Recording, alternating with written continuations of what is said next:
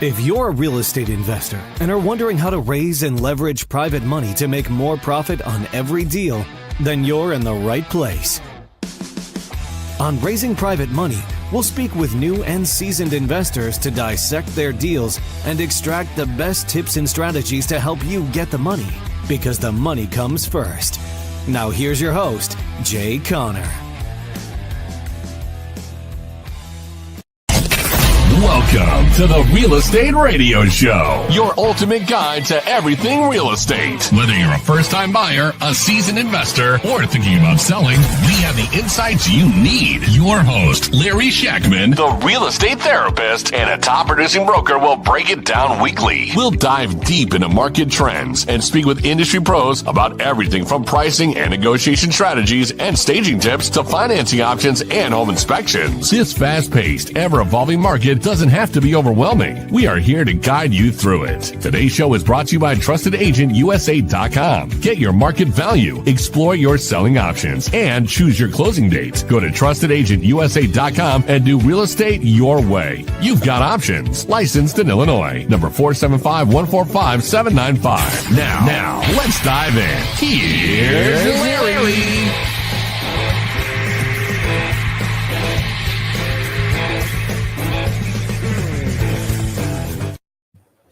All right, everybody. Thank you for joining us. You are watching the Real Estate or listening to the Real Estate Radio Show. It's coming to you live from the virtual studios of WIIFM. What's in it for me?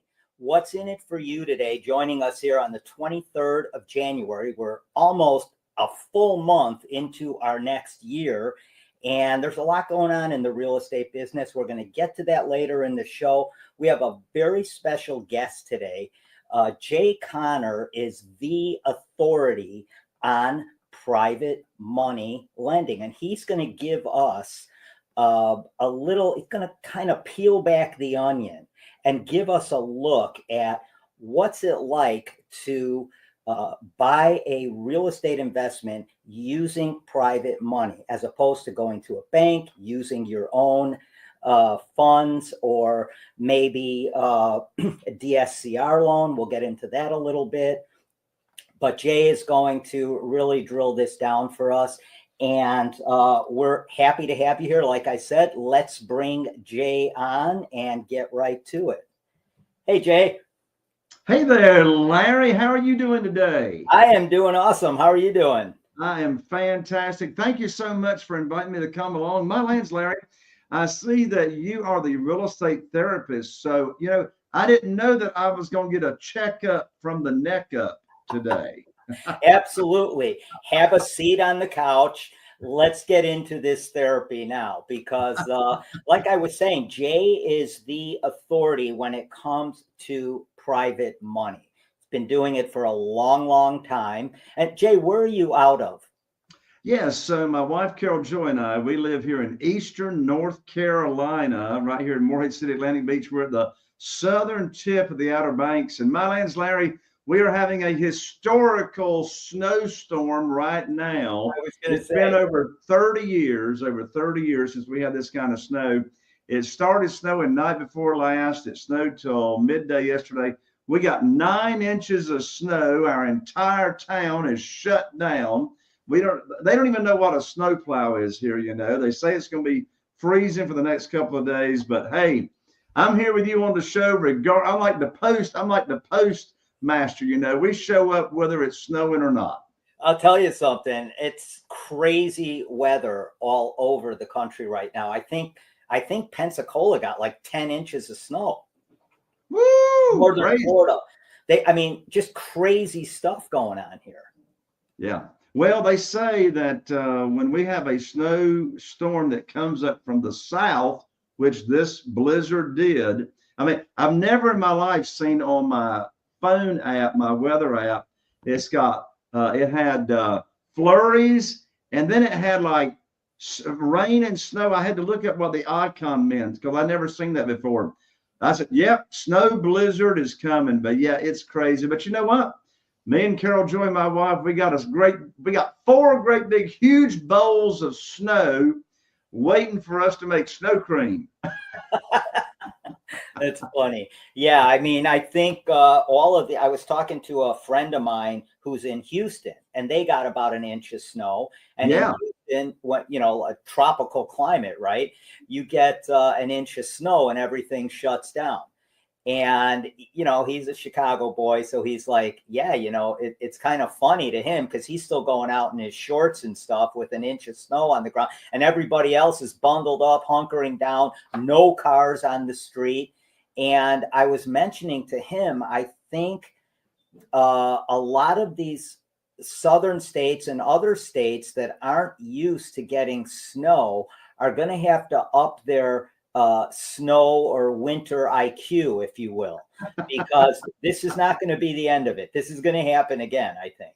Yeah. Well, and here's my advice. If you've never driven on snow before, don't. Yeah. Don't. Just don't do it. Don't do it. Yeah, no, I agree with you. I mean, there's a lot of people in Chicago that have driven on it often and they still have trouble doing it. So yeah, don't do it. But let's jump into your background and why people should consider private money as opposed to DSCR, as opposed to going to a bank or using their own funds. Give people a little background, Jay, on how you got to where you are right now. Just a little summary. Sure. Well, Carol Joy and I, my wife and I, we started investing in single family houses primarily. I've done condominium developments, a shopping center from the ground up, but our focus since 2003 has been investing in single family houses here in our area, Morehead City, North Carolina. And we started in 2003 full time. Since that time, we've rehabbed and flipped over 500 houses in our small area. And that was before there was any such thing as HGTV. That's before it was sexy, to do that kind of thing. And so we're in a small area here, only 40,000 people, which there's an argument to be made to, sort of dominate your own little market instead of competing in the big cities. But here's how private money came about. From 2003, Larry, until January of 2009, all I knew to do to get my deals funded was to go to the local bank, get on my hands and knees, put my hands underneath my chin and say, please fund my deal. And I had to pull up my skirt so the banker could look at my personal assets and give me a colonoscopy and pull my credit score and all this mess, And so that worked okay. It wasn't great, but that worked okay for funding my deals from 2003 to January of 2009. And then, Larry, everything changed in January of 2009. I had 2 houses under contract to buy, and I called up my banker. His name was Steve. And I told him about my 2 deals that I had, for him to fund, told him what the funding required was. And he said, Jay, your line of credit is closed. We're no longer loaning money out to real estate investors. I said, what in the world are you telling me, Steve, about my line of credit is closed? We've done a ton of deals in 6 years. I've always made my payments on time. I've still got a great credit score. Why are you shutting me down? And Steve said, Jay, don't you know there's a global financial crisis going on right now? I said, no, I don't know anything about a global financial crisis, but I know you just gave me a financial crisis because I don't have a way to fund these 2 deals I got under contract. And back in 2009, you couldn't get your earnest money back here in North Carolina. So I hung up the phone. By the way, I know you may find it hard to believe, Larry, but we still actually have handsets here in North Carolina with cords attached to them. But anyway, I picked up my phone I sat my phone down and I sat here, Larry, and I just sort of let that noodle and digest as to what had just happened.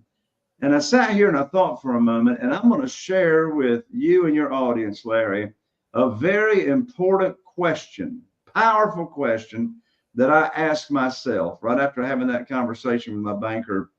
And this question that I'm going to share will help anybody fix any problem that you got going on in your life. I don't care if it's relationships, financial, career, losing your line of credit at the bank, health, I don't care what it is. This question will help fix your problem. And by the way, these people are running around saying, oh, every problem's an opportunity. I want to throw up. I didn't have an opportunity. Let's face it, I had a problem. So I asked myself this question, and here's the question. Who do I know that can help me with my problem? Powerful question. Who do I know that can help me with my problem? And when I asked myself that question, I immediately thought of Jeff Blankenship, good friend of mine and Carol Joy's. At the time, Jeff lived in Greensboro, North Carolina. He was investing in single family houses. So I picked up the phone and I called Jeff. And I told Jeff what had just happened. And Jeff says, well, welcome to the club, Jay. I said, what club are you talking about? He said, the club of having your line of credit shut down at the bank. He said, my bank shut me down last week. I said, well, Jeff, how are you going to fund your real estate deals? Right. He says, well, have you ever heard of private money and private lending? I said, no, I've never heard of that. What in the world is private money and private lending? He says, that's when an individual, a human being just like you or me, will loan their money to us real estate investors, either from their investment capital and or their retirement funds, and invest in our deals. I said, okay, I never heard of that. He says, have you ever heard of self-directed IRAs? I said, no, I never heard of that. I said, what's that? He said, well, a self-directed IRA is where an individual can move their current retirement funds, if they're not happy with the returns where they have them, move it over to a self-directed IRA company, a third-party custodian, and then they can invest that funds in your real estate deal, loan that money to us, and the money that you pay them in interest will be either tax-free or tax-deferred, depending on the type of self-directed IRA retirement account they've got. I said, Jeff, I never heard what in the world you're talking about. So I studied private money. How do you do business with individuals? How do you find them? What do you say to them? So I studied it. And Larry, the first thing I did was put my program together that I was going to teach. So that's what I did. I put on my teacher hat, which says private money teacher. And I went about just teaching people in my own network, my own connections, as to what private money is and how they could earn high rates of return safely and securely without talking about any deals. Mm-hmm. And it's just teaching them. And so in less than 90 days, by taking that approach, I was able to raise $2,150,000 in new funding that I didn't have before. So my banker actually did me a favor by cutting me off. And since that time, Larry, by taking this approach, I've never missed out on a deal for not having the money. That is awesome. So basically, you spoke with people within your sphere, if you will, yes, and who had money sitting in an IRA, maybe or liquid investment capital, or liquid investment, weren't happy with the returns they were getting. You educated them as to how investing in real estate through a self-directed IRA can not only get them tax benefits on the interest they'll be paying, but could make them some money investing in real estate in a passive way, correct? 100% correct. You nailed it. So what's the benefit of a guy like me? Now I'm just using me as an example. I've done some investments in my life. I've done flips, other things like that here in the Chicagoland area and the suburbs. And but just for people tuning in or listening, what exactly is the benefit of using private money as opposed to using your own money? Let's just use that as the example initially. Sure. Well, that's a great question. I've identified actually 20 big benefits to using private money. I'm not going to go over all 20, but I'm going to go over the big ones. Mm-hmm. The big ones. And these are in no particular order. So first of all, when you're using private money and you're putting on your teacher hat and you're teaching people about this opportunity, here's what's interesting, Larry.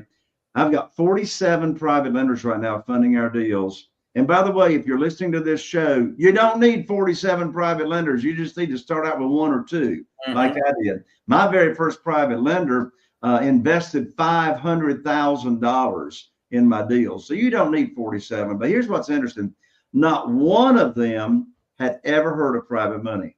Not one of them had ever heard of private lending. Not one of them had ever heard of self-directed IRAs and how they can use their retirement funds. Over half of our private lenders are using their retirement funds. So here's the first benefit.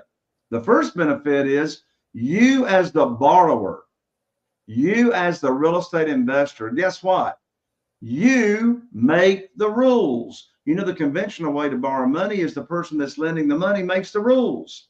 That's not the case in this world, because you see, you're offering an opportunity. Instead of applying for a mortgage, you're offering the opportunity. So there's no applications. Hey, I got great news. You as the borrower are already approved. There's no approval process. There's no credit score. Your credit score has got nothing to do with it. Appraisals has got nothing to do with this world, because you see, you make the rules. Now I say you might as well just duplicate what I offer. It seems to have worked pretty good since 2009 and still does. But we set the interest rate. I've been paying my private lenders 8%, no points, no origination fees, no extension fees, a straight 8% ever since 2009, regardless of what the market is doing going up and down. So we set the interest rate. You set the interest rate. We set the length of the note. We set the frequency of payments. We set what's the maximum loan to value as far as after repaired value. So that here's a writer downer. Here's a writer downer. You are the underwriter, not the lender, not the lender. You are the underwriter, because you're putting together the terms and the rules. So that's number one. It puts you in control, right? So you're in control of the terms. Secondly, and again, these are in no order. Secondly, you always get to bring home a big check when you buy a property without taking any of your own money to the closing table. Now that always works if you are buying a distressed single family home and you want to renovate it. Because if you're buying a distressed single family home, you're going to be able to buy it at a significant discount. They're not able to put it in the multiple listing service and sell it. In fact, all my deals for the past 4 years have come from for sale by owners. So since I'm buying it at a discount, I'm always able to borrow more than I need to purchase the house and get my renovation money up front if it needs rehab. So think about your cash flow. You don't have to take any money to your to the closing table and always bring them a big check. Here's my question. Who wants to get paid to buy houses and take none of your own money to the closing table? So it helps your cash flow. Thirdly, there's no limit to the number of private lenders you can do business with. So as a result, there's no limit to the amount of money you can borrow. You know, when I was borrowing money from the banks, there was a limit to my line of credit. Well, in this world, there is no limit. What's another big benefit? Fast closings. All my lands, all my offers, I make that you can close within 7 days. 7 days. Well, you can't do that with conventional money. And so the reason that's so important is you'll get more of your offers accepted by the seller because you can close fast. Now, a lot of these, I'm going to give a great big nugget right now. A lot of these sellers, obviously, they're living in the house. It's not vacant, and they can't be out in 7 days. So what do? We go ahead and close, and we give them 50% of their proceeds at closing. They can stay in the house rent-free for whatever period of time that we both agree to. And then they get the other half of their proceeds when they vacate the property. Because you see, time kills deals. Yeah. Time kills deals. Yeah, right? No doubt.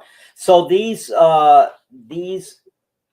for sale by owners that you're working with, are these houses typically, ready to go on the market, or are, because they're living in them, so you have to assume that, they're in all right condition. They're not bad. I was a huge REO broker out here in Illinois. from 2009, when you ran into all that trouble, to 2017, I was closing 40 deals a month, all REOs and short sales. Nice. So I'm kind of in line with you in that time period and what was going on and everything. But, you know, the houses I was selling, many of them were vacant. I mean, I remember one house in Joliet, Illinois. I opened the door by going like this, and the door fell open. Woo! And then I walked in and I looked at the blue sky up through the roof. And somebody bought that house for $11,000, ripped it down and built something else there. And, you know, the rest is history, right? But with your houses, when you're talking to a for sale by owner, maybe he's having a little bit of problem trying to get the house sold for whatever reason, and you're pitching them on all this. Is their house typically like, I'm going to suggest that most of these houses are not full rehabs or anything like that. They may be, you know, just light rehabs without any major things going on. So is that the case with these houses? That's a great question, Larry. It's all over the board. And I'll give you an example. Just a few months ago, I was contacted by a for sale by owner. It was a oceanfront condominium on the 3rd floor. You get in this condo, it looks like you're on a cruise ship looking out over the Atlantic Ocean. And here's the deal. It was an inherited condominium. The owner was the son. He lived out of state. Both of his parents had passed away. And it was going to sell on the courthouse steps in 2 weeks in foreclosure. And we went and looked at it. On my lands, this beautiful condo only needed $11,000 to make it look brand new. All we did was put new paint, a couple other things. It was totally furnished with luxurious furniture. And so bought it with private money for $425,000, did that $11,000 rehab, and in 45 days flipped it and sold it for $618,000. And after realtor fees and a little bit of private money interest, the net was $160,000. In contrast to that, we're finishing up a renovation right now on a single family house here on the mainland here in Morehead City. That house, oh my lands, it was a wreck. I mean, it cost $4,000 just to get the junk out of the house. Yeah. Everything to the ceiling. And so so those are two extremes. It's all over the board. So it just depends. Depends. Yeah, hear you. So here's the $64,000 question. I know any investor is going to ask you, or anybody that's looking to get into this like you're doing it, particularly with for sale by owners. Now you're in, did you say Morgan City? Morehead City, North Carolina. Morehead City, okay. How do you find, now you could find for sale by owners all over the place on the internet and whatever. How do you find these for sale by owners in Morehead City and the surrounding areas, and convince them that this makes sense for them? Yeah, this is a beautiful question. So there's two types of marketing primarily. And of course, Larry, I'm not telling you anything. You've been around the block and you know all about marketing. But for everyone that's listening, there's primarily two ways to market, to talk with for sale by owners that might be motivated. Either A, you reach out to them, or B, they reach out to you. So how can you reach out to them? Well, we've done outbound texting, outbound calling, direct mail, etc. And then they reach out to you. Well, how do they reach out to you? My favorite way for them to reach out to us is for them to go on the internet, on Google, in the search engine, and look for us, the investor that can buy their house and solve their problem. So I have 5 different Google pay-per-lead vendors that I use. And so I'm not pay-per-click. Pay-per-click means me and my staff would be doing Google ads myself. Right. But a pay-per-lead means I'm paying a company to do all the work, and then I'll pay on average $200 to get a name and a phone number and maybe an email address and a physical address of people in our area that are motivated to sell. What I love about that, Larry, is that it's a lot easier to talk to somebody that's not a cold call. It's a lot easier to talk to somebody that says, hey, I want to talk to you about selling my house. So they're looking for us. So my favorite way to find motivated sellers off market houses are they are having Google ads. They look for us. And now it's a very, very warm phone call when you get them on the phone, because this way we are a welcomed guest to that conversation and not a menacing pest with a code call. Sure, they're warmed up. And so do these companies warm these people up for you? They say, hey, Jay's going to be calling you tomorrow. Or are these just names and phone numbers you're getting where you're hopping on a call and calling them? You've never talked to them before. They're not expecting your call. Yeah, great question. As we said, time kills deals. So when they go on the internet and they fill out the form of, yes, I want to sell my house. Here's why I want to sell. Here's my motivation. And they click submit. As soon as they hit submit on the website, then immediately my full-time acquisitionist and my lead manager, my seller lead manager, I got a full-time 40-hour-a-week lead manager, they are immediately texted and called. The phone is calling and you hit the numeral 1, and now guess what? We're calling them immediately. So they most of the time answer the phone because they just hit the submit button, and we say, hey, we just got notification that you visited our website and you've got a house for sale here in the Morehead City or Newport area. Is that right? And they say, yeah. They're blown away because we're on it like white on rice. They just did this. Yep. Yeah, I hear you. So that, and I want to stress that these are not pay per click leads. Correct. These are pay per lead. So you're working with a third party company that's actually doing the advertising. Yes. And then they, when they click on that lead, your form is going to come up. They're going to fill out that form, and you're going to call them immediately once you get that form in the form of a text message in your e-box, whatever. Yep, that's it. And here's what's interesting. Depending on the vendor, because some have got better leads than others, depending on the vendor, we only need 10 to 15 of those leads to buy a house. And our average profits right now are $87,000 per single family house flip here in our area. And so if you're paying $200 a lead, and let's say it took 15 leads to get it, how many $3,000 would you pay to make $87,000 in return? As many as you can. So here's the big question. All these people that you're talking to, and we know some of them, like the last one, it was going to go into foreclosure. Mom and dad passed away. They inherited the house. They got to make some decisions quickly. When you're talking to these for sale by owners or motivated sellers that are looking to potentially sell their home, what are you finding are like the top 3 reasons why somebody will reach out to you instead of just, I'm a real estate broker, title agent, instead of just reaching out to someone like me and saying, hey, Larry, come here and sell my house? Typically, there's something wrong with the house that was caused by a number of reasons. For some reason, they cannot maintain the house.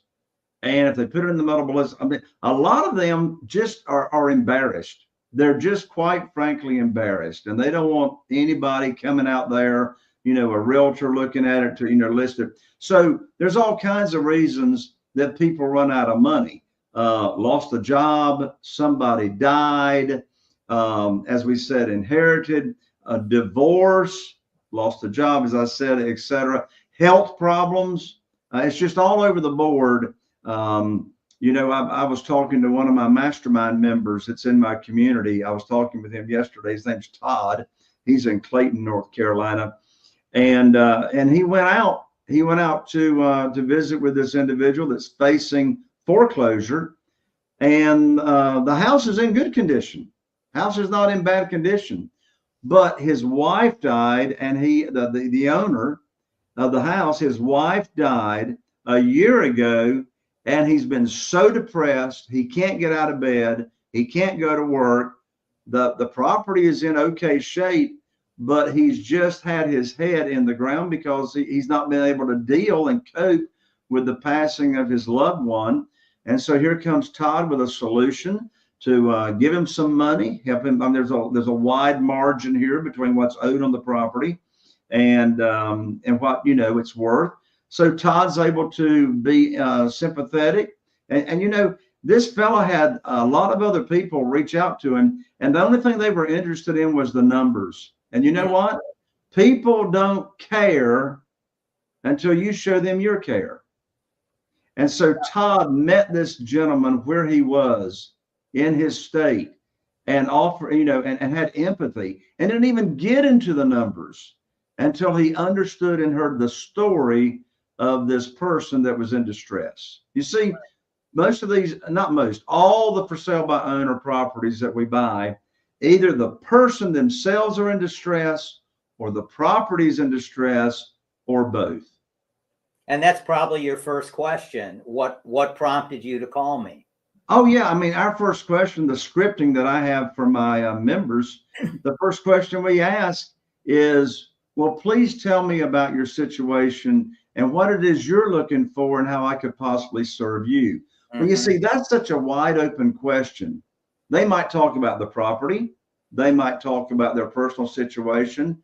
And whatever they talk about is their motivating factor. And that's what we want to come back around to and speak to them as to that's the thing that we can provide you a solution with. Mm-hmm. Yeah, I mean, I think what I've seen in a lot of these situations, Jay, is it comes down to a couple of things: time and money. So what are you lacking? Are you lacking time because this thing is going into foreclosure, probate, whatever? Or are you lacking money because the house needs so much work, I don't have it to put into the house to get it in marketing condition that I need it in order to sell it at the price that would make sense? So if one of those two things are causing them distress, I think that's what's going to be their motivation for moving forward. Yes, absolutely. Absolutely. So I was looking at the notes I had here, and one of the things I'm curious about is how do you get 3 big checks for every every deal you're going to do? Explain that. And I'm interested in that. Sure. So how do you get multiple checks on every transaction you do with private money? And this is regardless as to whether you're flipping it or you're buying and holding it to sell on rent to own or what have you. So the first check you're going to get when using private money, as I mentioned, you always get a check from your closing agent, your title company, your real estate attorney, whoever's doing your closing. Here in North Carolina, it's all real estate attorneys that do closings. But anyway, when you purchase the property, you're going to get a big check. So how does that work? Well, particularly if the house needs renovation or rehabbing, you're going to be buying that property at a discounted price. So let me give you an example on this first check. Let me use small numbers because small numbers are easy to understand and keep up with. So let's say that I'm looking to buy a single family house with an after repaired value, not as is value, an after repaired value. And my definition of after repaired means absolutely beautiful, drop dead, everything's new paint. Mm-hmm. It smells brand new. It's staged, looking like ready for Southern Living magazine pictures and all that. So let's say it's got an after repaired value of $200,000, for example. Now, let's say it needs $30,000, for example, in renovation or rehab. Well, I buy properties like that all the time at 50% of the after repaired value or less, 30 to 50%. So if it's a $200,000 after repaired value, I'm going to buy that house all day long between $80,000 and $100,000, all cash with private money. So I can borrow, according to my criteria, I can borrow up to 75% of the after repaired value. I didn't say 75% of purchase price. That's old conventional bank talk. I'm talking 75% of the after repaired value. That means I can borrow up to $150,000 of the $200,000 after repaired value. That's 75% of the after repaired value. Well, follow the money. Follow the money. When you go to the closing table to purchase the property, you're buying it for $100,000.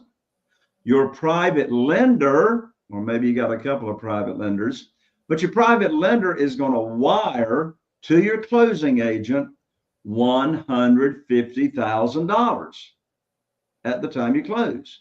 So you got $150,000 sitting there for the closing. 100,000 of it's going to go to the seller. That leaves a $50,000 check called excess cash to close.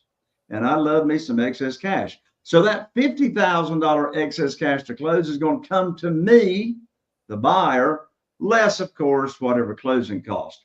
So here I've got a big check of $50,000 in that example. Now, I'm going to use the majority of that money to renovate the house.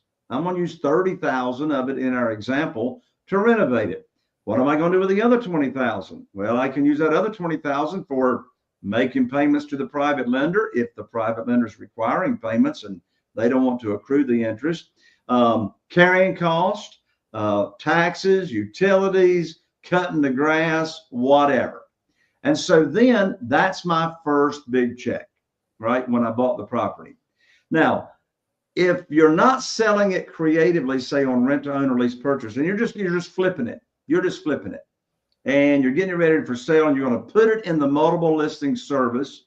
By the way, I've been doing business with the same realtor for 20 years, Chris Latham with Realty World. He's going to list it in the multiple listing service. I'm not a realtor on purpose. I let Chris handle all that. So we're going to put it in the multiple listing service for $200,000, assuming it hasn't gone up in value. So it's put in for $200,000. Now I still owe my private lender $150,000 because that's what I borrowed, and I don't make principal and interest payments. It either accrues interest or we make interest only payments.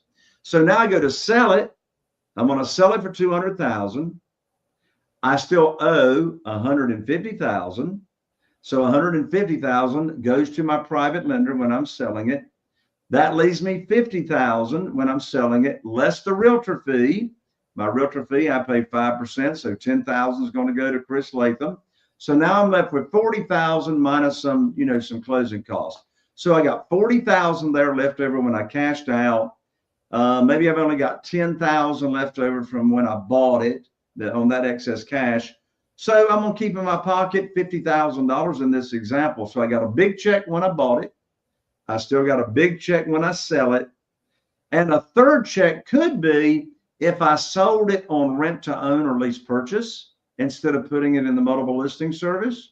So if I sell it on rent to own or lease purchase, I will collect what's called a large non-refundable option fee from the rent to own buyer. That could be $10,000 or $15,000. They move in the house. I help them in credit repair. And then we help them move towards cash out. And so I got in that example, there's three checks. I got a check when I bought. I got a check when I sold it on rent to own. And then I get another check when they're mortgage ready to cash out. And just to clarify this, when you're paying that private money investor back that $150, you're paying them back that $150 plus 8% annual interest, correct? Correct. Okay. And sometimes they will opt out to not just let the interest accrue, get that $150 plus interest once you exit the deal, or you may be paying them that 8% interest monthly. It's correct. Just depending on how you're going to structure that. That's right. And you know what? As far as how often a private lender gets their interest payments, or whether it's accrued, I leave that up to them because, every private lender's got a different objective. Some private lenders, they need the monthly income because maybe they're using the retirement funds. They don't want to touch the principal, but they want income coming in. So I could be paying monthly, I could be paying quarterly, I could be paying semi-annually, or if I'm flipping, I could just let it accrue and then pay them off their principal loan amount and the accrued interest when we cash out. So when you're flipping a property, let's say my experience has been from the time we purchase a property, and it might be different here in Chicago. Real estate's all local, right? So it might be different in Chicago than in North Carolina. I know purchasing real estate in North Carolina is very, very different than purchasing here, your due diligence fees and all that. I mean, you got to know you want a house when you're putting your due diligence fee down on a property in North Carolina, because you could lose that money if you back out of that deal after the home inspection. That's right. It's very different here in Illinois. That never happens. So it's all local. And I'm curious, with that being said, with it being all local, is 8% a good interest rate across the board? I mean, would that be a good interest rate for me to offer, or for someone like me to offer private money investors here? And do you give them any kind of incentive for, that they want the deal to make more money and they're not just waiting for their 8% and all this? Is there some way to incentivize them? Hey, if we could get this deal closed sooner, you'll get an extra 0.5% or something like that. Do you ever do anything like that? Yeah, I've never had to incentivize my private lenders. My mastermind members that are in my community, they all offer 8%, and they're all across the country. I got mastermind members in Hawaii, California, Texas, Alabama, Kentucky, Florida, Wisconsin, Chicago. Chaffee's his name. Anyway, they're all over, and they all pay 8% on first position, and they pay 10% if there's a junior lien, like a private lender in a junior position that's only doing $30,000 or $40,000 or $50,000 for renovations. And we've all been doing it the same since 2009. And one question I get, Larry, is, Jay, how in the world have you been able to pay your private lenders the same interest rate ever since 2009? And the market's been all over the place, up and down, up and down. Prior to COVID, the average 12-month certificate of deposit in the local bank got down to 0.17%. Mm-hmm. And, just as recent as last week, I was at First Citizens Bank here on Bridges Street in Morehead City, and they're offering 3.75% right now, not 0.17. So they say, Jay, how can you be paying 8% the whole time? There's two big reasons. The first reason is, guess what? We get to make the rules, right? Remember, right. We make the rules. We make the rules. The second reason is 8% is a whole lot more money than 0.17, and 8% is a whole lot more money than 3.75%. Mm-hmm. And it's not unsecured. It's backed by the real estate in a very conservative position. So the question is, where else can they go and get 8% or 10% in second position? Where can they go get those returns with it being backed by real estate, having a mortgage or a deed of trust, backing that note? They don't know anywhere else to go, right? Do you typically have on your deals, is there typically just one investor involved in each deal, or are there two investors involved, one of them in second position? Because that's a key, that's something very key to this, in that the person giving you $300,000 to do this deal, they're in first position on that title. So if that thing goes south, that property is theirs. That's it. Yeah. That's it. What about somebody in second position, though? Yeah. In second position, if the deal goes south, the only way they can be made whole is if they foreclose, then they've got to inherit that lane in first position. And so all of my private lenders, as I said, they never heard of private money or private lending until I told them about it. So here's the deal. At the end of the day, they are real. I mean, when you've taught somebody, now, you know, there's three categories of private lenders. People that never heard of it in your own connections. And then I teach how to expand your connections very, very quickly, because your net worth is correlated to your net worth. But then there's a third category of private lenders, and those are existing private lenders. Those are individuals that are already loaning money out to real estate investors. Well, guess what?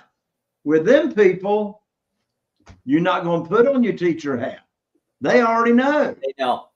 They already know what the deal is. So you're not making the rules in that conversation. That's a negotiation conversation, right? Because they're used to the game. So anyway, back to your question. At the end of the day, these private lenders are really not investing in your deals. They're really investing in you, is what they're doing. They're really investing in you. They're trusting you with their money. You're backing it by real estate, but they are trusting you to take care of them. That's why even when there's two private lenders on a deal being backed by the same property, we have this thing called total loan to value, which of course you, Larry, you knew all about that. But total loan to value means, let's use that same example of an after repaired value of $200,000. I'm not going to borrow more than $150,000. Well, I could have a private lender in first position with $100,000. I could have another private lender in second position with $50,000. So now I'm going to add both of those notes together. 100,000 plus 50,000 equals 150,000 divided by 200,000. Now we have a total loan to value percentage of still 75%. So yes, even though we give the private lenders in junior position their own promissory note and their own deed of trust, they are counting on you to look after them. Right, absolutely. So we've talked about interest rates. We've talked about, how to find these private money lenders. Often they're within your own sphere. Sometimes they're not. Sometimes they're already private money lenders. So we've talked about that. But what are, as far as the terms go, the length of these of that term? So if I give you $200,000 and you're flipping this home in Moorhead, and like I was alluding to a little earlier, what I found here in Chicago when we would flip a home, depending of course on the amount of work that needs to be done, and of course you're dealing with contractors and everything else and all that, and we know how that can go sometimes. But how long does it take you to flip a house once you acquire it? Because I have found that you could be looking at 4 to 6 months, depending on what's up. And others we've flipped in 45 days that only needed paint and whatever. Boom, throw it back on the market. And as long as it's priced right and you're checking off all the right boxes, you're going to sell it pretty quick, and it's going to be a quick exit. But it could be a 6-month process. So how do you approach that with your investors? That's right. So it depends on where they're getting the money from. So I just have a standard program across the board. If they're using liquid investment capital and it's their own money, I just set up the note for 2 years. I'm probably not going to use the money for 2 years. I'm probably going to pay them off early. Or a lot of times, Larry, I'll substitute the collateral. They'll have their money with me. They don't want the money back. They never want the money back, because if they get the money back, they're not making any money, right? So if I pay them off early, which normally I do, then we'll substitute the collateral for the next deal if I've got one ready to go. If they're using retirement funds, I'll just set the note for 5 years. On those, I might sell that on rent to own. It might take a while longer for it to cash out. But again, I've just got that set in my program. That way we don't even have to think about it. There's no negotiation. We're going to do a 2-year note if you're using liquid investment capital. We're going to do a 5-year note if you're using retirement funds. But I have a way for them to get their money back early if they have an emergency. So I put in the promissory note what's called a 90-day call option for the lender, which means for any reason, doesn't matter, if they need their money back prior to the note coming due or me paying them off, all they got to do is give me a 90-day notice. Hey, I need to call the note due. That gives me plenty of time to replace their private money with another one of my private lenders' money for that property.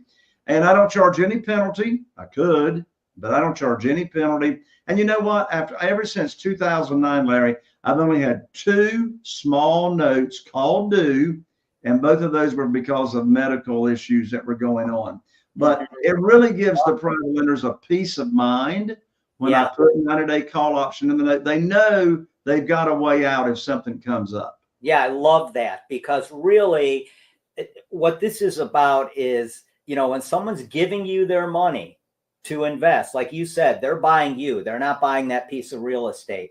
And when you could let them know, hey, on top of that, if you need your money back for medical purposes or anything else that comes up that you didn't foresee coming down the pike here, and you need that money back, all you have to do is give me a 90-day notice that you need that back. You get that replaced through another private money lender. They get their money back. And not only have you, you know, helped them through a difficult situation that they didn't see coming, but that probably even, you know, makes them a more reliable partner for you in the future, because now they're saying, hey, look at Jay, you know, look at this. I needed that money back. He got it back to me. That's exactly right. And I'm so glad you used the word partner. Even though we're not joint venturing with our private lenders, they're not sharing in the equity. They are the bank. They're getting a straight interest rate. But we really are in partnership as far as looking after their needs, keeping them informed as to, you know, what's going on. And, you know, the best way they love to keep informed as to what's going on is checks in the mail, not on time, but early. Yeah. So I love all this, Jay. And I think, you know, not only are you helping people out there that need this service for one reason or another, but you're helping investors and probably a lot of people that would never have thought about this, you know, get into this type of investing, passive real estate investing, where you're not getting calls in the middle of the night to fix a hot water heater or anything else. And it's guaranteed by real estate. So I think it's a win-win on both angles here. How do people get in touch with Jay Conner if they want to get involved in your mastermind program, if they want to learn from you how to do this? Thank you for asking, Larry. I've got a gift for your audience, Larry. Oh, we love gifts. So my recent best-selling book is called Where to Get the Money Now. Where to Get the Money Now. Subtitle is Where and How to Get Money for Your Real Estate Deals Without Relying on Banks, any kind of institutional money, or hard money lenders. So we haven't talked about hard money lenders. Some of them are my best friends in the world, but this isn't hard money. This is about doing business with individuals. So this is not an ebook. This is an actual book. It's $20 on Amazon, but let me just give you the book for free. If you'll just cover shipping, I'll 3-day express it to you through the United States Postal Service. I'll autograph it for you. And you can get my book at jayconner.com, and I'm an ER, not an OR. So go to jayconner.com, jayconner.com/book. Again, that's jayconner, jayconner.com/book, and I'll rush that out to you. In addition to that, come check out my podcast. We've got 800 episodes now. This is our 8th year in the podcast. And the name of my podcast is, shockingly, Raising Private Money with Jay Conner. Easy to find. I'm always interviewing other people that raise private money for their real estate deals, and we get into their brains and their minds and interview them about what are their strategies. How do they go about raising private money without ever having to ask for money? That's awesome, Jay. And if people want to just shoot you a quick email or something, what's a good way they can do that? Where can they reach you best? Just You know what? I just love to talk to people. Let me give you my phone number. I mean, can you believe I love to talk to people, right? So here's my phone number, 252-808-2927, 252-808-2927. And when you go to jconner.com, you can email me from the website as well. And remember, that's with an E. I had to correct that a couple times. CONNER, jconner.com. And Jay, this has been awesome. I mean, what a great bunch of content and information for people out there. I'll shoot you the video of this. If you want to use it and repurpose it in any of your content, please feel free to do that. And we look forward to having you on again. This has been great. I'd love to come back, Larry. Thank you so much for having me. God bless you. Yeah, same to you, Jay. Stay warm over there in North Carolina. Hey, I got my hoodie on today. All right, Jay, I'll see you. See you. Bye. All right, everybody. That was Jay Conner, the Private Money Authority. And Jay is a great guy. And what a great way of getting into real estate investing without using your own money in a passive way where you're not getting calls in the middle of the night to fix a hot water heater or, anything else that may come up. And this is just a great way to invest in real estate without driving the bus, but just being a passenger on the bus, if you will. So we thank Jay for joining us here today. Just want to thank everybody for joining us today. I want to thank Jay for joining us. Great conversation with Jay. Be sure to reach out to him if you're interested in getting involved with his mastermind program or just finding out more about how Jay can help you get involved with some passive real estate investing. And you guys, it was awesome, really awesome talking with all of you today. And we will be back next Thursday with some more great content. And we'll talk more about the real estate market on the Real Estate Radio Show. We'll talk to you guys. Thanks for joining us on Real Estate Radio with your host, Larry Shakman, the real estate therapist and top producing broker. Now, go to trustedagentUSA.com and save thousands when you sell, buy, or invest. Illinois license number 475-145-795. Tune in next week for the ultimate real estate radio experience. Are you feeling inspired by the knowledge you gained in this episode? Then head over to jconner.com/moneyguide. That's jconner.com/moneyguide and download your free guide that shares 7 reasons why private money will skyrocket your real estate investing business right now. Again, that's jconner.com/moneyguide to get your free guide. We'll see you next time on Raising Private Money with Jay Conner.